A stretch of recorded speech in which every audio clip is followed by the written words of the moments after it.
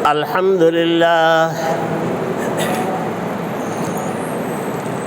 لله نحمده ونستعينه ونستغفره ونؤمن به ونتوكل عليه ونعوذ بالله من شرور أنفسنا ومن سيئات أعمالنا من يهده الله فلا مضل له ومن يضلل فلا هادي له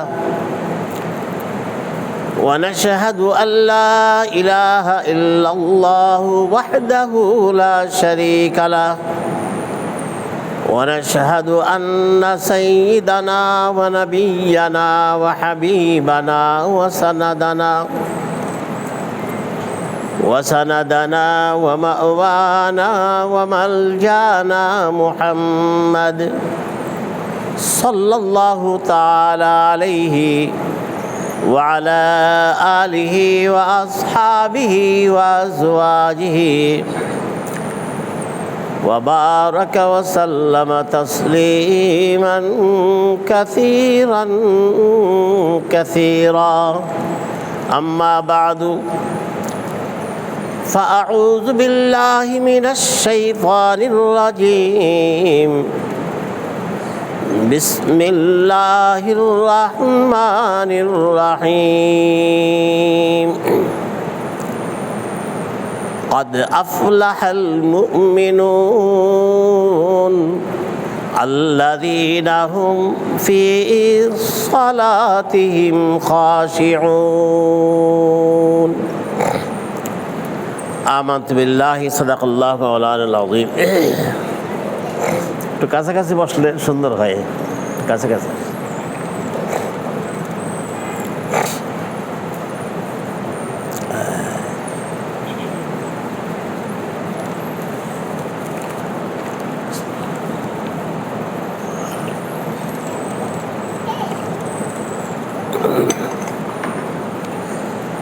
আলহামদুলিল্লাহ, আল্লাহ পাকের মেহেরবানি প্রতি মাসের প্রথম শুক্রবার মাগরিব থেকে এশা পর্যন্ত মাসিক দ্বীনি তালিম, দ্বীনি আলোচনা হয়ে থাকে। সেই ধারাবাহিকতায় আজকে আমাদের এই মাসের প্রথম শুক্রবার আলহামদুলিল্লাহ এই মাসিক তালিমটি এই মসজিদে আল্লাহর মেহেরবানি বহু বছর যাবৎ জারি আছে, চালু আছে আলহামদুলিল্লাহ।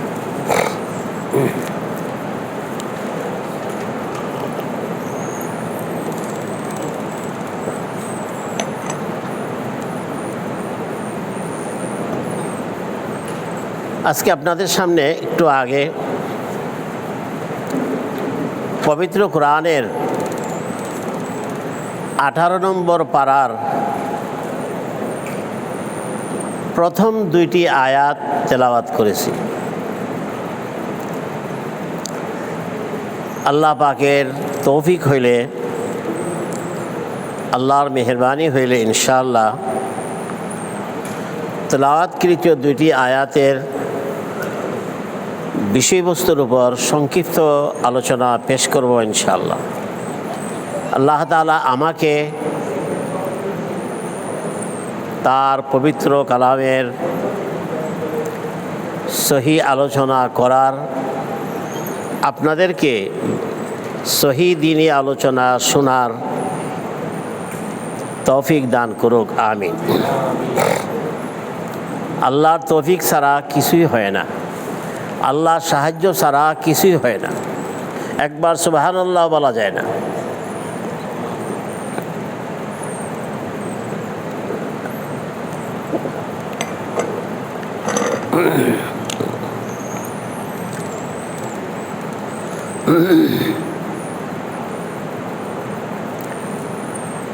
আজকের এই তেলাওয়াতকৃত দুইটি আয়াতের বিষয়বস্তু হলো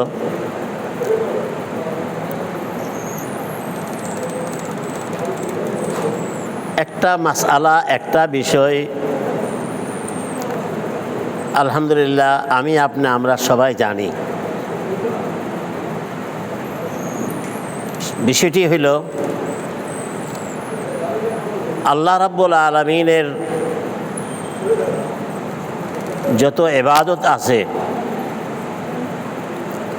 ফরজ ইবাদত তো 4টা। 1 নম্বর সালাত, 2 নম্বর যাকাত, 3 নম্বর সওম, রমজান মাসের রোজা, 4 নম্বর হজ। এই 4টি ফরজ ইবাদত। ফরজ ইবাদতগুলোর মধ্যে সর্বশ্রেষ্ঠ ইবাদত হইল সালাত।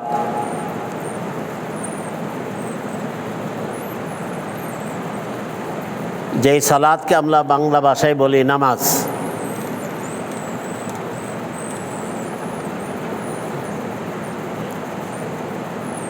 সালাত অর্থ নামাজ, এটা যখন আমরা বুঝে ফেলছি, তাহলে আল্লাহ পাক যে শব্দটা কোরআন শরীফে ব্যবহার করছেন,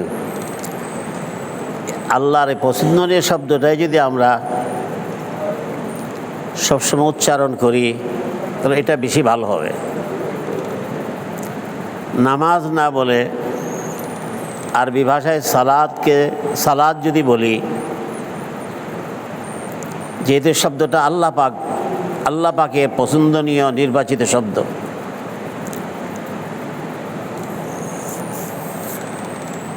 সালাত হলো সমস্ত ইবাদতের মধ্যে সর্বশ্রেষ্ঠ ইবাদত। সালাত হলো আল্লাহ রাব্বুল আলামিনের নিকট অতি প্রিয় ইবাদত। সালাত হলো আল্লাহ রাব্বুল আলামিনের নৈকট্য লাভ করার সবচেয়ে সহজ এবং উত্তম মাধ্যম সালাত আদায় করা।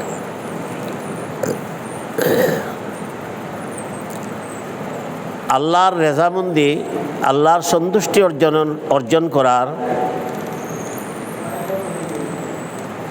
সবচেয়ে সহজ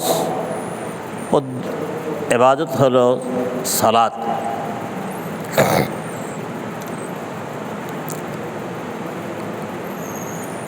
আমাদের প্রিয় নবী, আল্লাহর পেয়ারা হাবিব হযরত মুহাম্মদ মুস্তাফা সাল্লাল্লাহু আলাইহি সাল্লামের কাছে সালাতটা কেমন,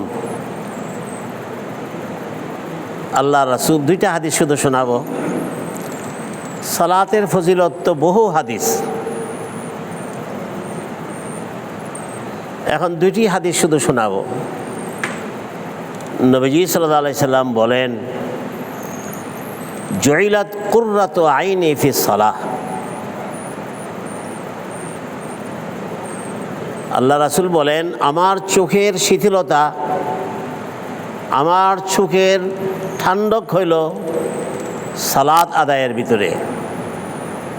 সালাত আদায় করলে আমার চোখ জোড়ায়, চোখ শীতল হয়।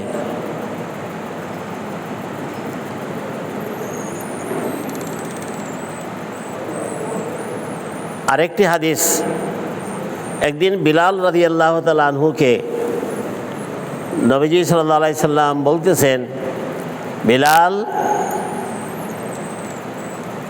তাড়াতাড়ি সালাতের ইন্তজাম করো, সালাতের ব্যবস্থা করো, মানে আজান দেও।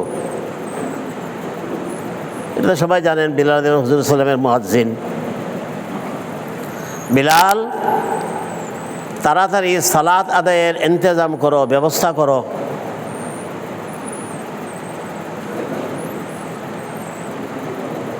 আমার দিলের, আমার মনের প্রশান্তির ব্যবস্থা করো। বলতে যাচ্ছেন, সালাত আদায় করলেই আল্লাহ রাসূল বলেন আমার দিলের প্রশান্তি আসে, আমি শান্তি লাভ করি। আর আগে সেটা চোখ জোড়ায়, আমার চোখের ঠান্ডক।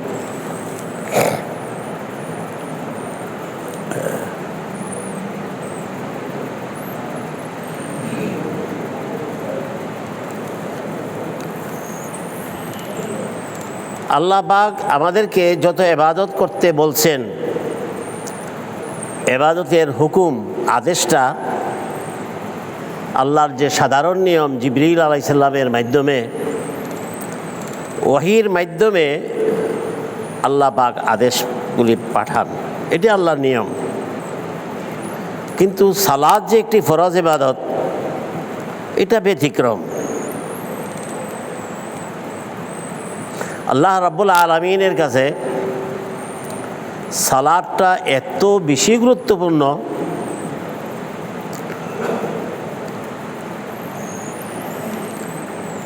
এই সালাতের উপহারটা আল্লাহর শ্রেষ্ঠ নবীর শ্রেষ্ঠ উম্মত আমাদেরকে দেওয়ার জন্য আল্লাহ ব্যবস্থাটা কি করলেন। ফেরেশতাকুল শিরোমণি সিএনসি, সমস্ত ফেরেশতা জগতের যিনি সর্দার জিবরাইল আলাইহিস সালাম, জিবরিল আলাইহিস সালামকে আল্লাহ পাঠালেন একটি বাহন দিয়ে, যে বাহনটির গতি বিদ্যুতের গতির চেয়ে আরও দ্রুত। এই বাহনের নামটা আমরা জানি বুরাক। বুরাক শব্দটা আসছে বারকুন থেকে। বারকুন মানে বিদ্যুৎ। ওই কর্ণফুলী কত দূরে, ওইখানে সুইচটা দিলে সারা দেশের সাথে সাথে বিদ্যুৎ এসে যায়। গতি কত তার! আল্লাহ যে বাহনটি বাড়াইলেন জিবরাইল আলাইহিস সালামের মাধ্যমে, এই বাহনটির গতি বিদ্যুতের গতির চেয়ে আরো বেশি দ্রুত। এই বাহনটি দিয়ে পাঠাইলেন নবীজি সাল্লাল্লাহু আলাইহি সাল্লাম, তার আপন চাচাতো বোন আলী রাদিয়াল্লাহু তাআলা আনহুর আপন বোন উম্মে হানি রাদিয়াল্লাহু তাআলা আনহা। তখন ওনার বাড়িটা ছিল কাবাঘরের পাশে। এখন বর্তমানে উম্মে হানি রাদিয়াল্লাহু তাআলা আনহুর বাড়িটা মসজিদুল হারামের ভিতরে পড়ে গেছে।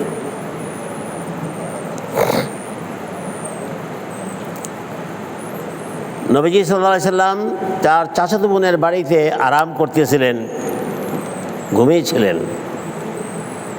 জিবরাইল আমিন এসে ওনাকে জাগালেন। জিবরাইল আমিন যা কিছু করতেছেন বা করবেন, যা শুনবেন সংক্ষেপে, সব তো আল্লাহর হুকুমে।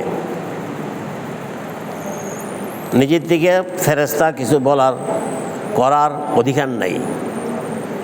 কোরআন শরীফের 28 পারার শেষ সূরার মধ্যে আল্লাহ বলে দিয়েছেন ফেরেশতাদের এই চরিত্রটা, ওয়ায়াফআলুনা মা ইউমারুন। আল্লাহ বলেন ফেরেশতারা নিজের থেকে কিছু করার ক্ষমতা, বলার ক্ষমতা তাদের নাই। ওয়ায়াফআলুনা, ফেরেশতারা করে, কি করে? মা ইউমারুন, যা তাকে আদেশ করা হয়। আল্লাহর আদেশ ছাড়া তারা কিছুই করতে পারে না। আমরা আল্লাহর আদেশ ছাড়াও করতে পারি, ফেরেশতাদের আল্লাহর আদেশ ছাড়া করতে পারেন না। জিবরাইল আমিন নবীজি সাল্লাল্লাহু আলাইহি সাল্লামকে উম্মে হানি রাদিয়াল্লাহু বাড়ির থেকে উঠাইলেন, কাবাঘরের পাশে নিয়ে গেলেন, সিনা অপারেশন করলেন, সব আল্লাহর হুকুমে। সিনা অপারেশন করে ভিতরের পার্টসগুলা জমজমের পানি দিয়ে ধৌত করলেন। কেন? মানবীয় যে দুর্বলতা আছে এগুলি সব ধুয়ে দিলেন, পরিষ্কার করে দিলেন। অপারেশনের কাজ শেষ। জিবরাইল বললেন যে 2 রাকাত নামাজ পড়েন, সালাত আদায় করেন। সব এই কাবাঘরের পাশেই। তারপরে বলেন যে বুরাকে আরোহণ করেন। আল্লাহ একটি বাহন পাঠিয়েছেন, আপনি উঠেন। আরোহণ করলেন আল্লাহ প্রেরিত বাহনে। জিবরাইল আমিন সাথে সঙ্গী, সফর সঙ্গী। কাবাঘর থেকে 800 মাইল দূরে বাইতুল মুকাদ্দাস, যে বাইতুল মুকাদ্দাস মসজিদুল আকসা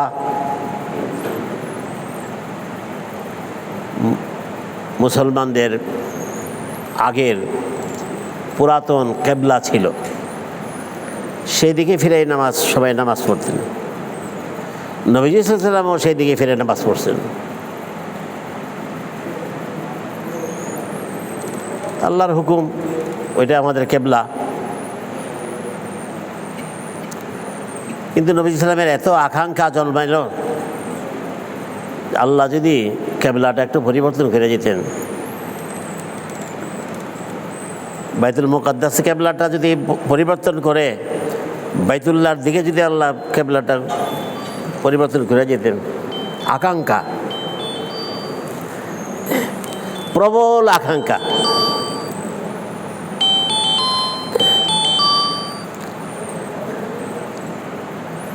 আলহামদুলিল্লাহ। কথা প্রসঙ্গে এসে গেছে, বললাম আর কি, কোরআন শরীফে আছে ঘটনাটা। নিজের থেকে তো আল্লাহ রাসূল কিছু করতে পারেন না, আল্লাহ রাসূলের ক্ষমতা নাই কেবলা পরিবর্তন করার, আল্লাহ করবেন। শুধু আকাঙ্ক্ষাটা, প্রবল আকাঙ্ক্ষা জন্মেছে, এত আকাঙ্ক্ষা জন্মাইছে, মনে হইল যে আমার যা আকাঙ্ক্ষা হইলে আল্লাহ হয়তো এখনই এটা হুকুমটা আদেশটা আসবে কেবলা পরিবর্তনের, কিন্তু আসতেছে না। বারবার আকাশের দিকে তাকাইতেছে, এই বুঝি জিবরাইল আইলো, এই বুঝি জিবরাইল আইলো। ওনার তো অভিজ্ঞতা আছে, আমার আকাঙ্ক্ষা, রাসূল সাল্লাল্লাহু আলাইহি ওয়াসাল্লামের আকাঙ্ক্ষা হইলে আল্লাহ আকাঙ্ক্ষা মতে অনেক কিছু করেন। সেই অভিজ্ঞতার আলোকে তিনি বারবার আকাশের দিকে তাকাচ্ছেন।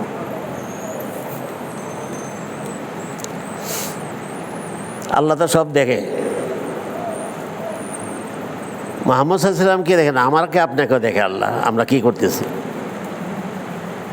আল্লাহু বাসীরুম বিমা তা'মালুন, এই আয়াতটা আপনাদেরকে প্রায় শোনায়, কোরআন শরীফের আয়াত। আল্লাহু বাসীরুম বিমা তা'মালুন, হে পৃথিবীর মানুষ, 24 ঘন্টা তোমরা কে কি করতেছো না করতেছো সব আমি দেখি। আমাবস্যার রাত্রে কি করতেছো, বাতি বন্ধ করে রাত্রে অন্ধকারে কি করতেছো সেটাও দেখি, দিনের আলোতেও দেখি, ফর্সাতেও দেখি, পূর্ণিমার রাত্রেও দেখি, সর্বক্ষণ আমি দেখি তোমরা কে কি করতেছো না করতেছো। আল্লাহ রাব্বুল আলামিন আয়াত নাজিল করলেন, ওহী এসে গেছে। আল্লাহ রাসূলকে আল্লাহ কেমন ভালোবাসেন দেখেন, কথার ধরনটা কি। আল্লাহ বলেন কি, দ্বিতীয়বার আর প্রথম পৃষ্ঠার মধ্যে আয়াতটা আছে, আল্লাহ বলতেছেন, কাদ নারা তাকাল্লুবা ওয়াজহিকা ফিস সামা, হে প্যারা হাবিব, আপনি যে বারবার আকাশের দিকে তাকাচ্ছেন আমি দেখছি। কাদ নারা, আমি দেখতেছি, তাকাল্লুবা ওয়াজহিকা ফিস সামা, আপনার চেহারা মোবারক যে আকাশের দিকে বারবার তাকাইতেছেন, কিসের অপেক্ষা করতেছেন আমি দেখতেছি। আপনার এত আগ্রহ কেবলা পরিবর্তনের, যান ফাওয়াল্লি ওয়াজহাকা শাতরাল মসজিদিল হারাম, দিয়ে দিলাম, যান আপনার আশা পূরণ করে দিলাম। ফাওয়াল্লি ওয়াজহাকা শাতরাল মসজিদিল হারাম, আজ থেকে, এখন থেকে কিয়ামত পর্যন্ত মসজিদুল হারামের দিকে চেহারা ফেরাবেন। এই কেবলা পরিবর্তন হয়ে গেল।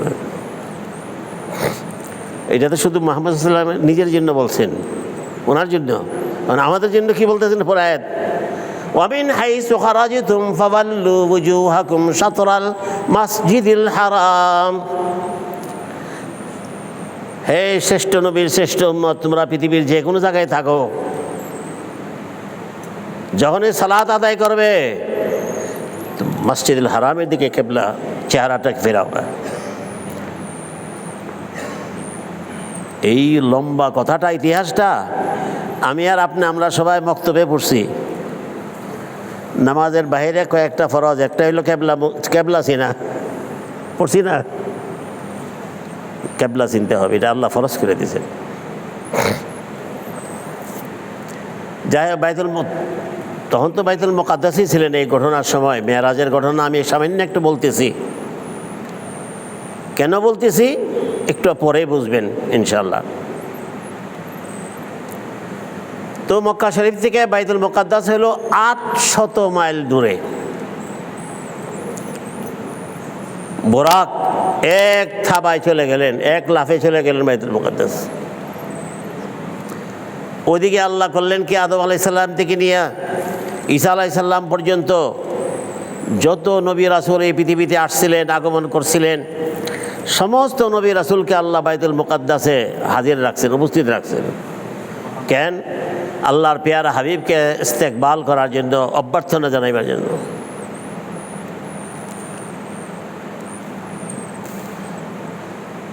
তারপরে এখানে একটা আম্বিয়া আলাইহিস সালামের একটা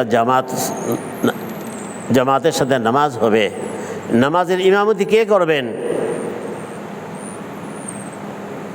ধাক্কাধাক্কি ঠেলাঠেলি শুরু হয়েছে। কেউ কেউ আদম আলাইহিস সালাম, ইনি আমাদের সবাই মুরব্বী, কেউ বলে নূহ আলাইহিস সালাম, কেউ বলে ইব্রাহিম আলাইহিস সালাম, আস্তে করে জিবরিল আলাইহিস সালাম মুহাম্মদ সাল্লাল্লাহু আলাইহি ওয়াসাল্লামের বাহুতে ধরে সামনে নিয়ে দিয়েছে, আপনি যান।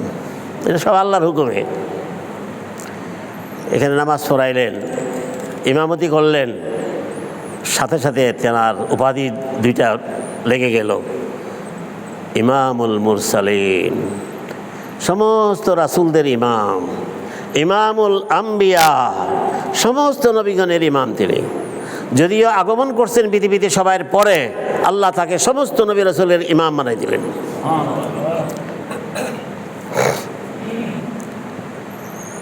এখানের পর্বটা আমি খুব সংক্ষেপে বলতেছি, আমি খুব তাড়াতাড়ি চলে যাচ্ছি উপরে। সালাত আদায়ের পরে সালাম মুসাফা হইল, সবার সাথে পরিচিতি হলো, জিবরাইল আলাইহিস সালাম পরিচয় করে দিলেন। ইনি ইব্রাহিম আলাইহিস সালাম, ওনার সাথে মুসাফা করেন, ইনি মূসা আলাইহিস সালাম। এই পর্বটা শেষ। তারপরে জিবরাইল আলাইহিস সালাম বললেন যে বুরাকের উপর আরোহণ করেন। আরোহণ করলেন, জিবরাইল আলাইহিস সালাম ওনাকে নিয়ে ঊর্ধ্ব জগতে চললেন আল্লাহর হুকুমে। এখান থেকে আমাদের পৃথিবীর থেকে যে আকাশটা দেখা যাচ্ছে নীলবর্ণের, এটা কত দূরে, কোটি কোটি মাইল দূরে। এটার নিচে হইল চন্দ্র সূর্য। চন্দ্র সূর্য কত দূরে।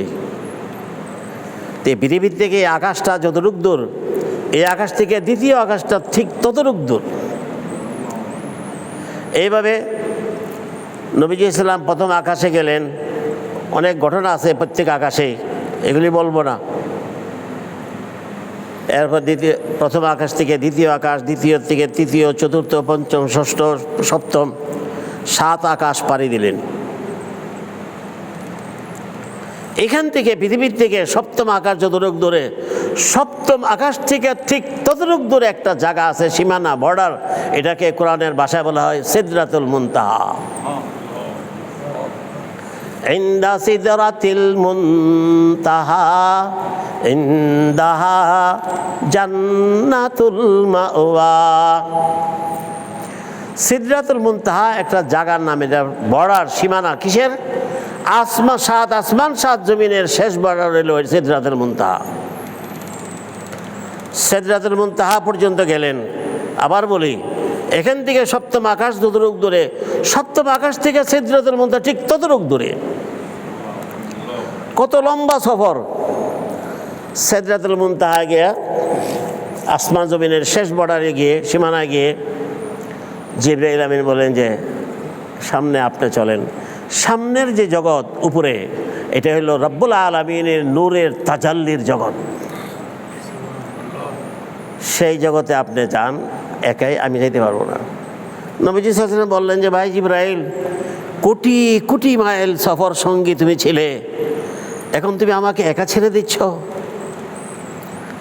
জিবরাইল আমিন বললেন, আল্লাহর নূরের তাজাল্লির জগতে যাওয়ার ভিসা কোনো নবী রাসূল পায় নাই, ফেরেশতারা পায় নাই, আমি জিবরাইলও পাই নাই। কারো ভিসা নাই, শুধুমাত্র ভিসা পাইছেন মুহাম্মদুর রাসূলুল্লাহ সাল্লাল্লাহু আলাইহি ওয়াসাল্লাম। আসলে ভাই একটা দুঃখের কথা বলি, আমাদের খবর নাই আমরা যে কেমন নবীর উম্মত। খবর মাগনা পাইছি, তো মাগনা পাইছি, এই জন্য কেমন নবীর উম্মত আমরা। তবে জিবরাইল সাহেব সান্ত্বনা দিয়ে বললেন, আমি যেতে পারবো না, আমি যদি আল্লাহর হুকুম ছাড়া সামনের জগতে, নূরের তাজাল্লির জগতে এক কদম যদি অগ্রসর হয়, তা আমার যে শরীরে 600 পাখা আছে, ডানা আছে, জিবরাইল আলাইহিস সালামের ডানা হইল 600, বুখারী শরীফে আছে। জিবরাইল আলাইহিস সালামের গতি কেমন হবে? আমরা মক্কা শরীফ যাই যে প্লেনের ডানা মাত্র 4টা, এদিকে 2টা এদিকে 2টা। তবে এই বাহনটার ঠেলা কত? প্রতি মিনিটে 35 থেকে 40 কিলোমিটার চলে যায়, মাত্র পাখা 4টা। আর জিবরাইল আলাইহিস সালামের পাখা হইল 600। এত তাড়াতাড়ি কেমনে আসে? তো জিবরাইল বললেন যে আমি যদি আল্লাহর হুকুম ছাড়া সামনের জগতে যাই, আমার তো ভিসা নাই, একটা কদম আগে বললে আমার আল্লাহর নূরের তাজাল্লির দ্বারা আমার 600 ডানা সহ জলে বস্য হইয়া যাবে, আমি যেতে পারবো না।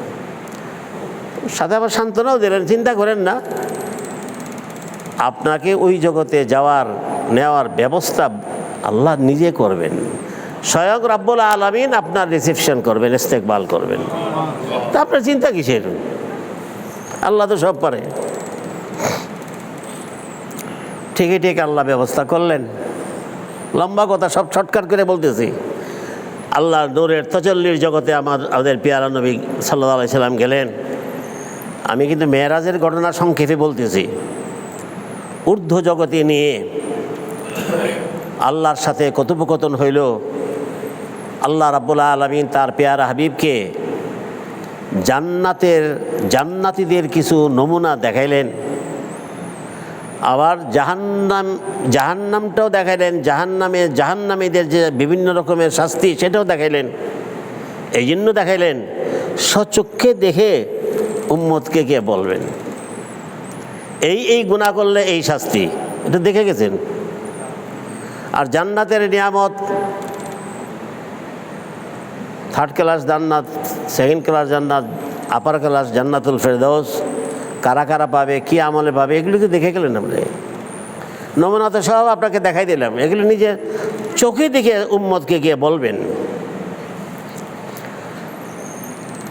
তো অনেক কথোপকথন হয়েছে রাব্বুল আলামিনের সাথে। যখন ফিরে আসবেন তখন আল্লাহ পাক রাব্বুল আলামিন বলেন যে আপনি দুনিয়াতে গেলে যখন শুনবে মেরাজ হয়েছে আপনার, আমার নূরের তাজাল্লির জগতে এসে আমার দিদার লাভ হয়েছে আপনার উম্মত জানলে উম্মত আপনাকে বলবে আল্লাহর কাছ থেকে আমাদের জন্য কি আনছেন। বিদেশ থেকে আসলে ছোট বাচ্চারা গেটে দাঁড়াই থাকে, চকলেট কিছু তো আনবে আমাদের জন্য। এই জন্য কোথাও বেড়াইতে গেলে বাচ্চাদের জন্য কিছু নিয়ে যাইতে সুন্নত। এটা আমরা তাহলে শ্বশুর বাড়িতে গেলে নেই,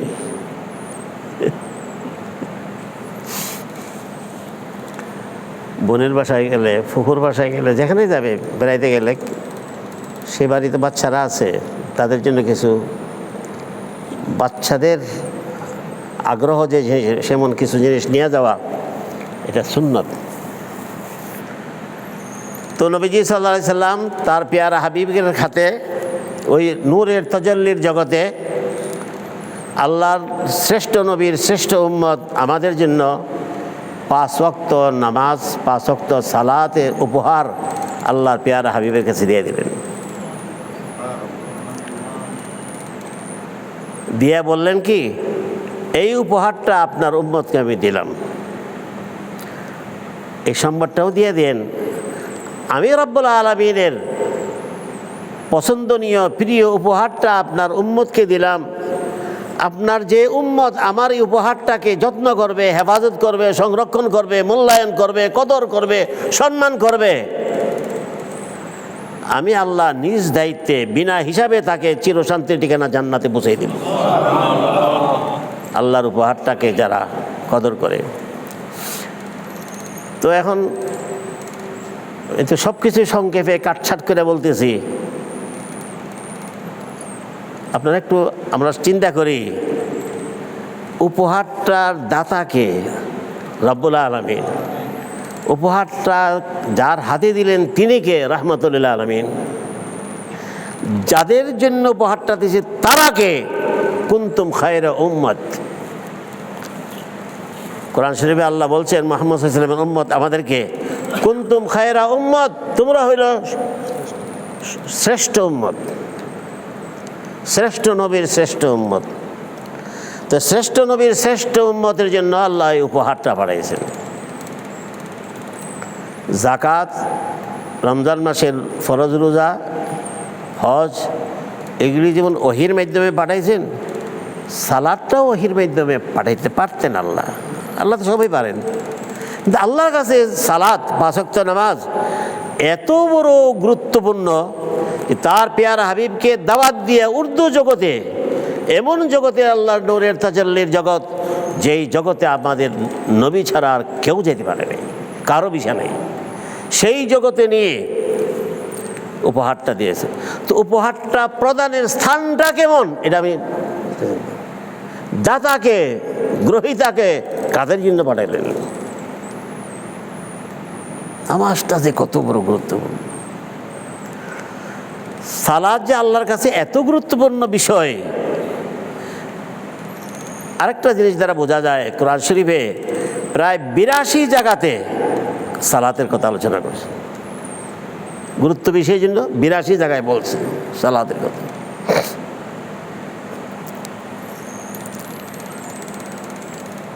ও